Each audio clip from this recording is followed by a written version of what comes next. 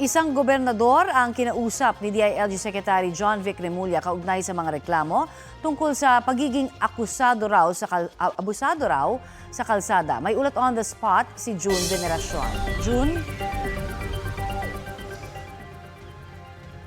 Connie, sinita ni Interior Secretary John Vic Remulla si Bulacan Governor Daniel Fernando dahil sa pang-aabuso umano sa tuwing bumabiyahe sa kalsada na naka-convoy.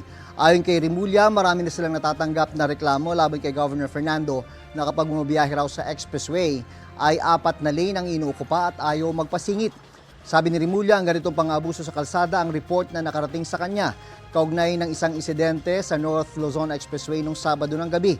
Pinapaubaya naman na raw ni Remulla sa Land Transportation Office ang investigasyon kaugnay ng pagharang raw ng convoy ni Fernando sa sasakyan ng isang presidential son.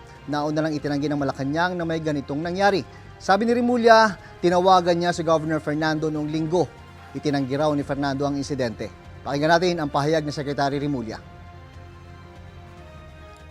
Marami ng reports kasi ng road rage na accused siya. So, this has to stop, di ba? Hindi naman criminal act ang ginawa niya. Wala naman siya pinatay, wala namang ginulpe, wala namang ganun eh. Pero, it has to stop. Hindi pwedeng makahari yung mga governor eh. Hindi pwedeng ganyan.